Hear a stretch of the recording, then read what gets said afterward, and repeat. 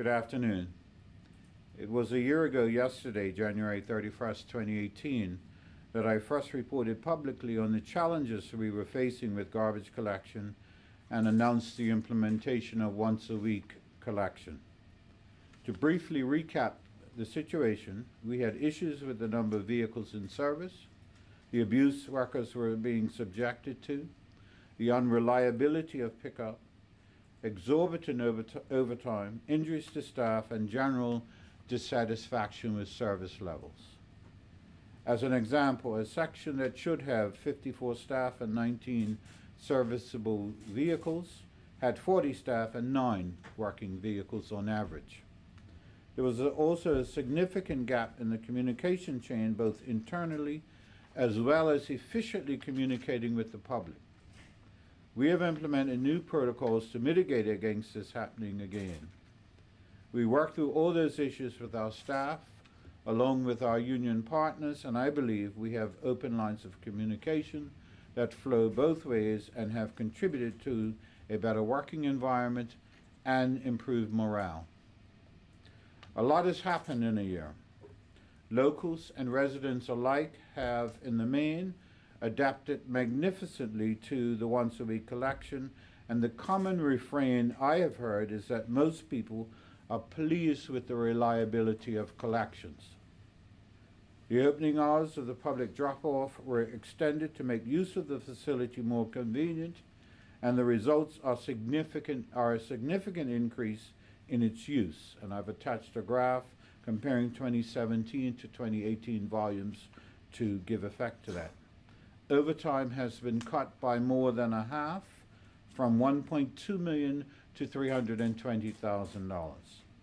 The number of injuries are down significantly, the number of vehicle accidents are also down, and the work-life balance of staff has improved since they no longer work into the evening hours.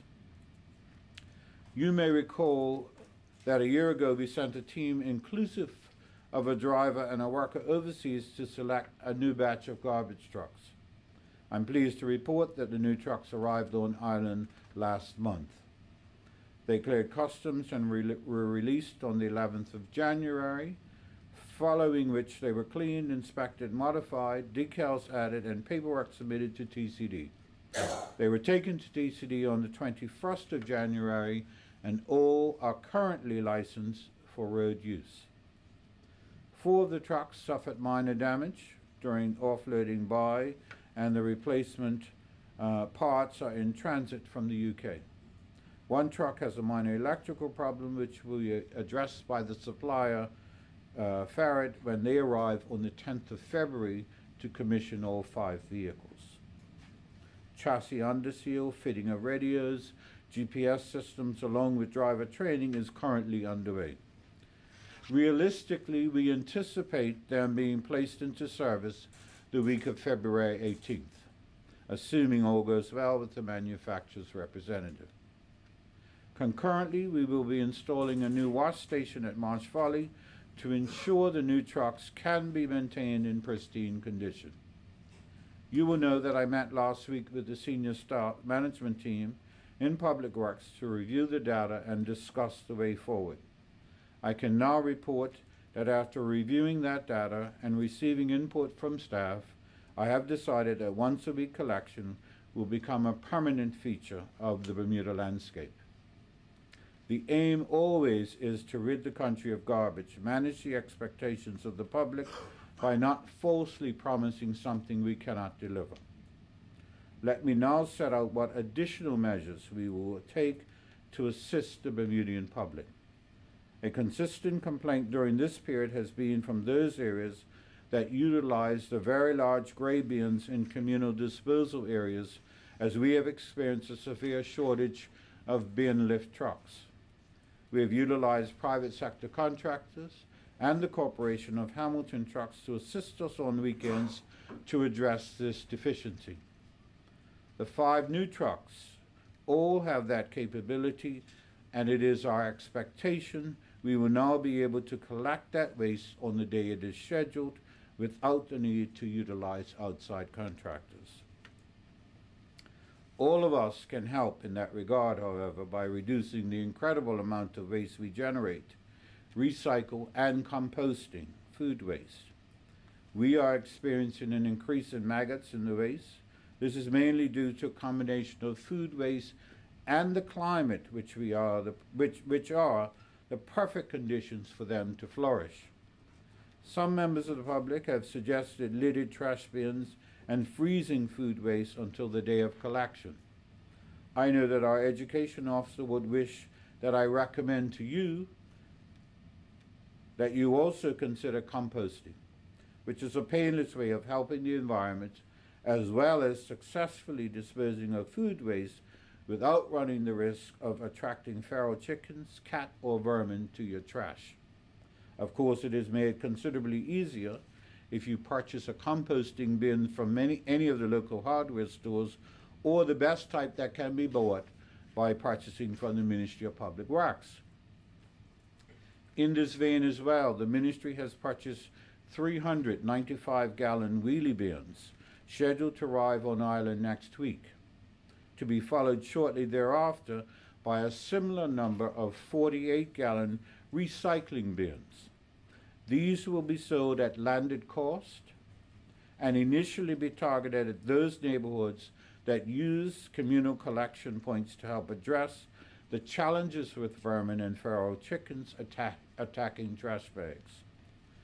Let me end where I began by thanking the Bermuda public for adapting to this new collection schedule and those workers in waste management who do an outstanding job in collecting our waste under the most trying circumstances.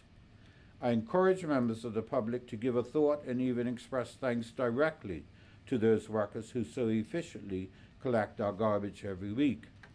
There are a number of actions that we, the general public, can take to make things better. Cut back trees along private estate roads, as this causes damage to our vehicles, smashed windscreens and mirrors. Do not place garbage out before the collection day. Do not place too much garbage in a bag that one man cannot carry. Do not place dangerous or prohibited items in garbage. Do not place garbage in paper bags, and do not put out recyclables on non-recyclable collection days. There's been general acceptance of the once-a-week schedule, with a small minority of people ignoring the rules.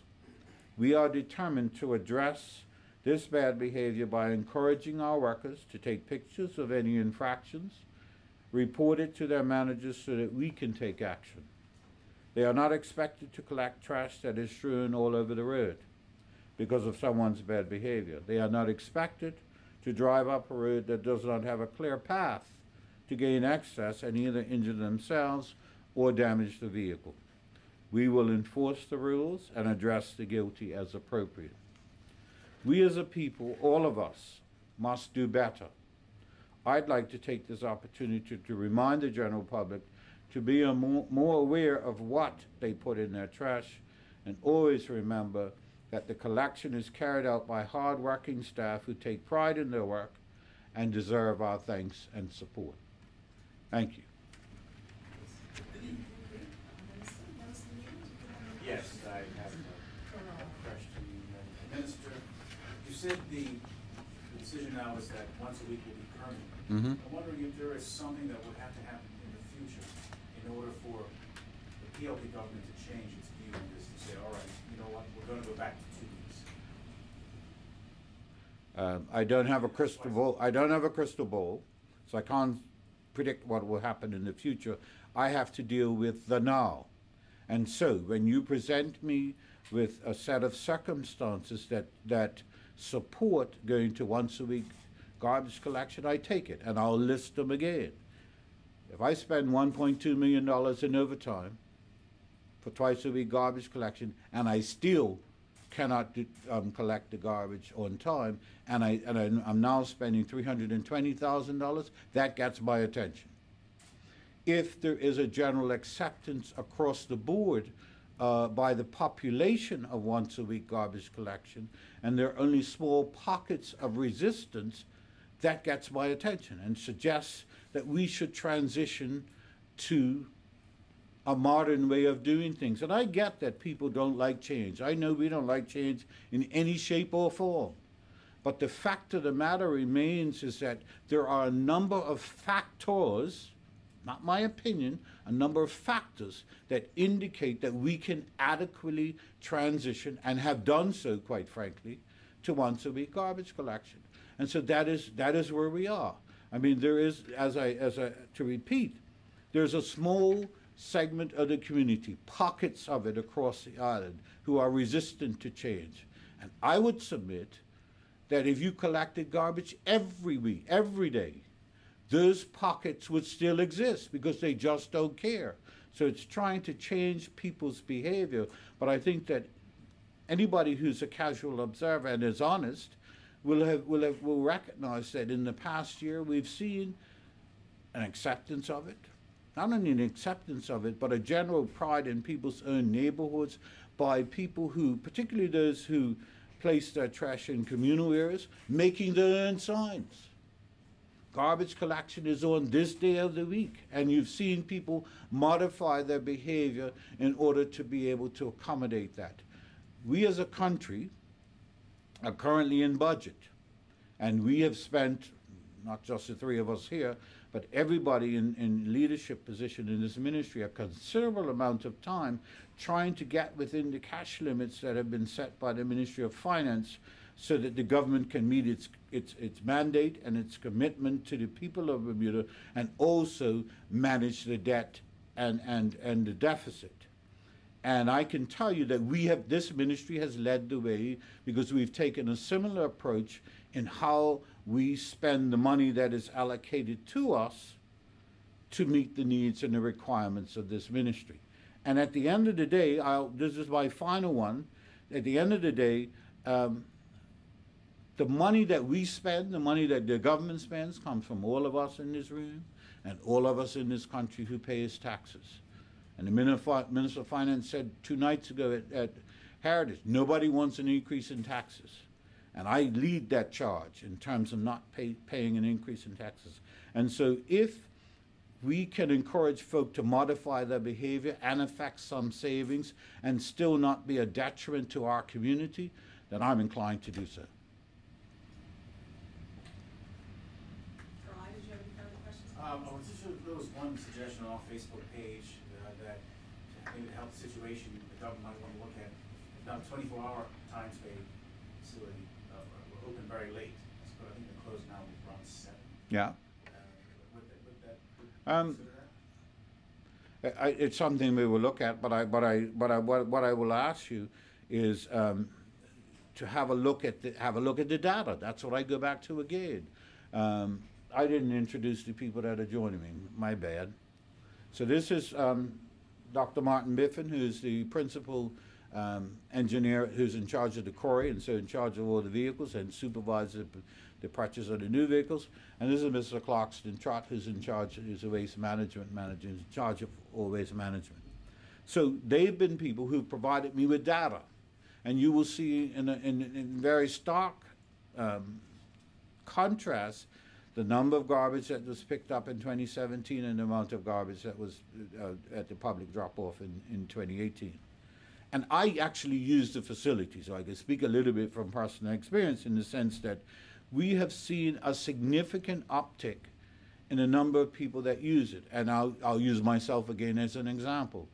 When I came to the ministry, I think the opening hours during the week were 9 to 6 or something, but they opened at 9. Totally inconvenient to me and to many other people on their way to work.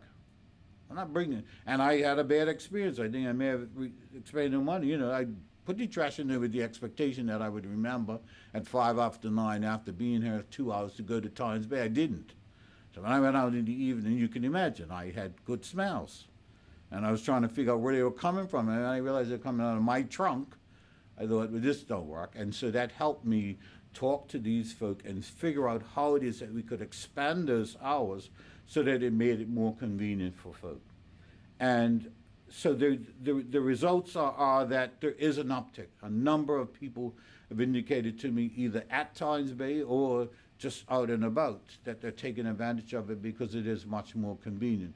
I'm not so sure that going to 24 hours increases that or widening the circle, but we'll certainly do some research.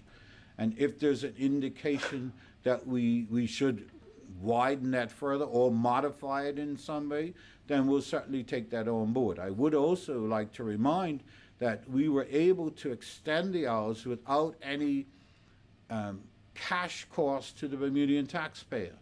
The provider there owes the government some money, and so we negotiated a deal where we would reduce their indebtedness by increasing those hours.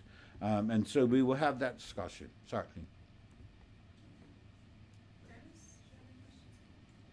Colonel, can you give us an idea of the cost of trucks? That's the one question it's going on in my head. You, Dr. Biffin, you know? They were about 770,000 for 5. Yeah, so slightly over $100,000 a piece. What sort of life expectancy do you hope for them, and how does that compare to the trucks you actually replace? I can't speak to life, but I suspect, well, let me just say this. They are similar to the trucks that the Corporation of Hamilton have. And so the life expectancy is greater. Where we are headed is trying to get in a space where we don't have such a variety of manufacturers, so that you don't have to keep a variety of parts. But what is most critical to us in purchasing these 5 trucks, I believe they're 3 times the capacity? Twice the capacity of garbage can be collected in these trucks than the ones that we currently have in service. And so what that means is, particularly for the outlying parishes, like on a Monday when they go Somerset, they do not have to now return to Tynes Bay as much as the trucks that we currently have to dump the load to go back to the west. And so that will help us greatly. One of the things that I didn't address in my statement is with 5 new trucks, why don't we go back to twice a week garbage collection, that we have vehicles? We still don't have enough vehicles. We have, you will partly in the statement, we should have a complement of 19 vehicles for twice a week garbage collection. We'll be at about 12 in terms, if we're able to maintain the 7 or 8 vehicles that we generally have had in service over the course of the last year. What this will do, though, is to give us some relief so that those people at the quarry that need to service and maintain vehicles will have some space in order to be able to do so, and they won't have people breathing on their neck that I need that truck in order to be able to accommodate the promise that we've made to the people of Bermuda that your garbage will be collected today. I think we want to highlight that they have passed every TCD they are. I'm sorry? The TCD. No, I said that, yeah. With the increased capacity, does that restrict its access to certain areas? It doesn't increase the number of areas that we've already restricted to. And so in the lanes that weren't able to go up, no, we won't be able to go up with the new trucks either. But I think that there has to be some, I'll repeat what I said 2 days ago, that, you know, we as a country and we as a people have to take pride in our own neighborhoods. That's the bottom line. I can do whatever I can try and do as a minister, and we can do whatever we can in public works. Still not going to work if people don't give a damn.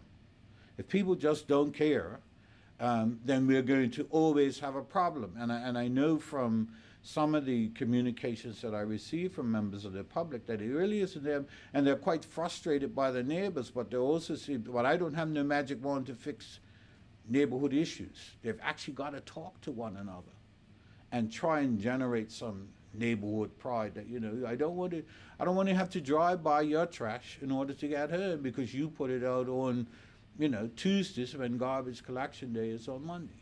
And so it's trying to do that, and I'm resistant. I know that there was a story recently about mandatory recycling, and that is an area that we are contemplating, but I'm being resistant to doing that because I don't want us to be a police state. I think that we can actually, we're small enough and close enough, and we know everybody enough to be able, I terrorize all the people that I know that don't recycle. And I tell them that one of these days, And they know I'm not joking. I'm going to call their names in Parliament as the guilty. And I'm going to out them as not recycling. And of course, they look at me in fear. They know me well enough to know that. And some of them have gone out and bought blue beans. And I give them the answer because I personally don't generate that much recyclables. But I have a bin outside that's got a blue bag in it, and I throw the things, and when it's full, I take it.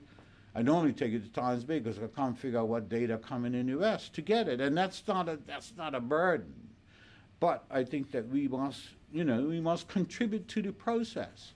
And I also go out on another limb in terms of waste management and dispel a myth that exists elsewhere, but isn't a myth for us, and that is, I sometimes get asked why we don't recycle plastics. And let me just say to the people of Bermuda that, plastics for us is actually money. Burning it is money. It serves as fuel for Times Bay Waste to Energy Facility, and it helps us to generate more electricity by burning it with all the other trash we provide. So whilst we are headed towards banning single-use plastic bags, that's not going to really affect us. But plastic bottles and any other plastic thing is fuel for us, and so we will never recycle it because it is cash money to the people of Bermuda in terms of what we're able to generate from Times Bay. You mentioned having your operators take pictures of offending people putting trash in. Is there a process in place where if a neighbor? They can do that too. They can take a picture? They can do that too. We in fact recently had, and it was quite a disgusting set of circumstances actually, and I won't identify the area, but the work, and I don't know how they came across it, but in the garbage were bottles of urine, and I don't know how the workers found it, but they actually found. And it was quite and so they lined them up on the road in front of the name of the house, and took a picture and provided us with it. And so we were able to take the necessary steps to have the conversation that, first of all, that's disgusting. Second of all, that's not something that I think most people would even think about doing. You have a toilet for that, I'm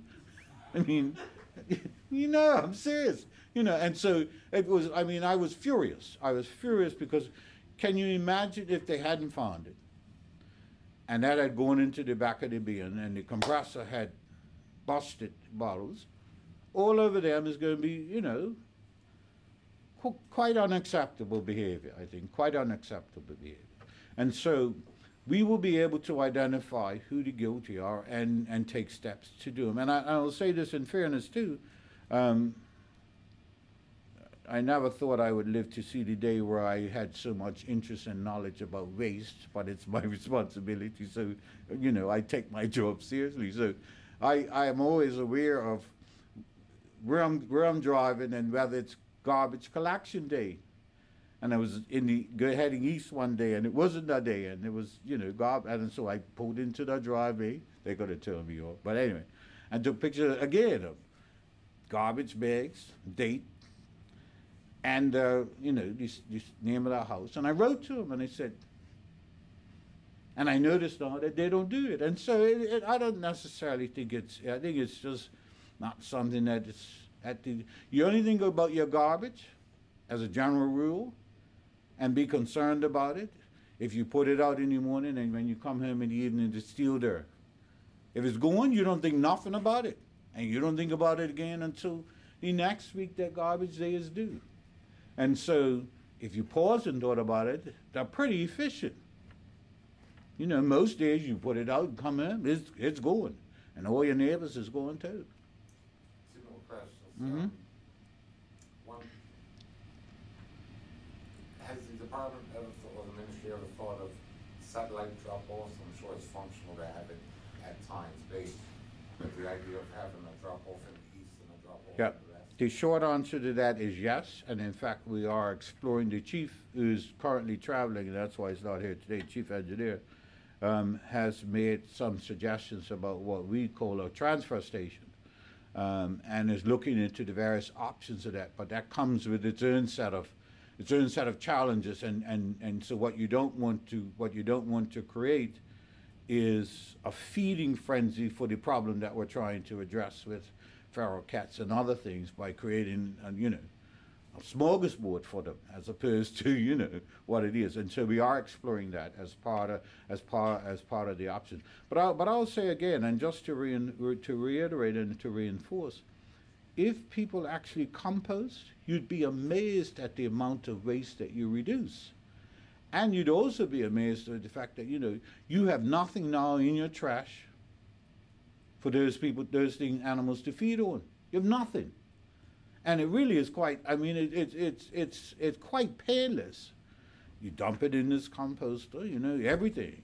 Skins and every leftover food, everything. And you walk away. And at some point, out the bottom, it pushes out, you know, not compost that you can put in your garden. I don't garden, but everybody in the neighborhood does that. They're welcome to it, and so they do, you know. And then the result of that is they then share some of their vegetables as a result. And so, it really is quite. I mean, it really is quite a painless. And I personally was surprised, because you know, it's not something you think about, at the amount of waste that just completely was reduced. The best part is, you know, I have one of these flip things. So in the morning when you flip it up to drop in the leftover from breakfast, you're not smelling last night's dinner or 2 nights ago's dinner. There's no smell of food whatsoever. Yeah. Brings me to my last question. When it comes to compost, Yeah. can you just clarify for the general public costs and procedures to getting compost from marsh farms? Marsh folly, the vegetation composting. As an individual, you can drive to Marsh Folly and bring your own bucket and take it for free. You drive into Marsh Folly, take the first right there at almost the entrance, and there's composting. You can fill up how many ever buckets you want to carry, and as often as you wish, and off you go. If you are a landscaper who's doing it for commercial means, you can purchase it at a reasonable cost, you know, truckloads of it. But if you're just a gardener at home, yeah, you can help yourself. So if I'm sending a truck to pick up a half of those for my garden. No, you could take your car, take a half a dozen of those, you know, buckets that you get paint in, and do it yourself. It's going to be a lot cheaper then. Thank you, Fred. All right.